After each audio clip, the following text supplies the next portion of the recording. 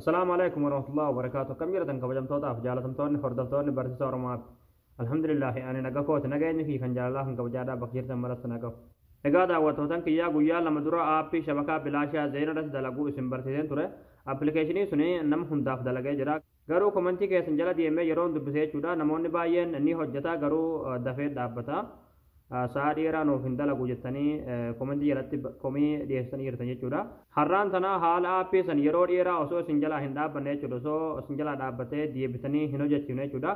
Yeroo dheeraadhaaf sa'aatii dheeraadhaaf yoo barbaadan guyyaan tokko yookiin sa'a 12 haala osoo addaan hin citin itti hojjechiifachuu dandeessan. Yoo barbaadan immoo sa'aatii 4 yoo barbaadan immoo sa'aatii 8 jechuudha. Haala sa'aatii isaadhaa itti dabalachuu dandeessanii fi haala yeroo dheeraa itti isiniif turuu danda'uun isin barsiisa. Egaa daawwattoota keenya warroonni YouTube channel keenya faarootaa tan baga nagaan dhuftan jecha YouTube channel keenya subscribe godhachuun dagdinaadha. Yeroo subscribe gootan barumsi asirratti dabarsinu guyyaan innaa dura akka isin bira ga'uuf mallattoo notification san kilik itti godhaadha achi booda all ka jetturra kaayyadhaadha. Akkasuma barumsan garraadhaa isin darbee YouTube channel keenya jala seenaadha waan isin baradhaadha. Barumsi keenya yoo isin tolee isin gammachiisu viidiyoo keenya namni baay'een argee akka irraa fayyadamu like share waliif gochuun dagdinaadha. Egaa gamanumaan hanga barumsaa isin dabarsa hanga xumura viidiyoo keessatti nafaana turaan hordofaa isin hin jaa.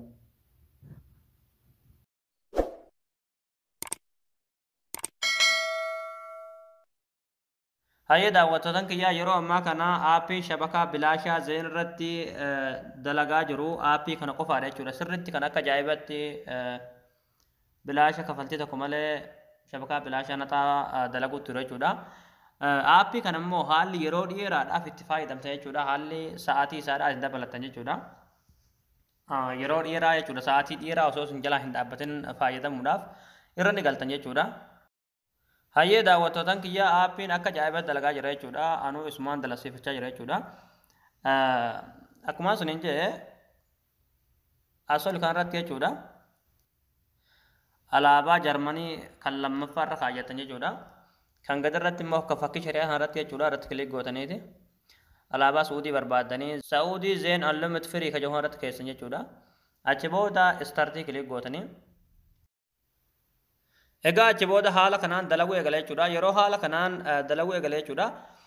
Startii yeroo kilik gootan yeroo startii kilik gootan haala kanaan waan akkasii kana isinii baasa jechuudha. Watch video free ka jedhu irratti kilik ni gootanii beeksisa ni daawwatan jechuudha yookiin ilaana jechuudha isinii galee.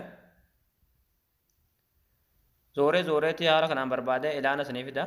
Hanga inni fiduuf isaan eeggatanii. Ilaan ilaalta sun yookiin beeksisa ilaalta sun jechuudha yeroo dheeraa miti jechuudha sekoondii 20 yookiin sekoondii 30 darbu jechuun caalu jechuudha.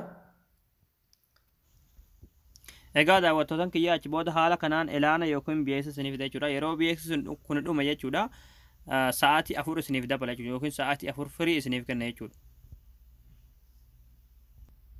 Kunoo amma kiyya kun jechuudha kunoo akkuma sirriitti amma argaa jirtan jechuudha sa'aatii 15 fi daqiiqaa 20 naa kenna jechuudha yookiin sa'a 15 fi daqiiqaa 20 naaf ta'a jechuudha osoo addaan hin cinne jechuudha isinii galee haala kanaan sa'aatii isaadhaa itti dabalachuu dandeessan jechuudha.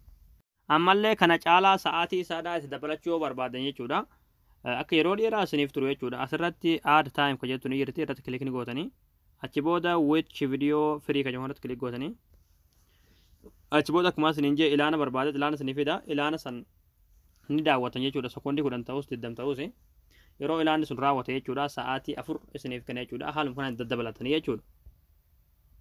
Egaa daawwattoota kiyyaa isinii gala jeetan abdii qabaa barnoonni keenya kanarraadhaa asirratti raawwataa barumsa dabalataa argachuudhaaf chaanaala keenyaaf haaraa taatan subscribe gootanii maatii keenya ta'uun dagatinadha. Viidiyoo keenya like share waliif godhuudhaan nu jajjabeessuun dagatinadha barumsa birootiin walitti deebinutti waan hordoftaniif galatooma.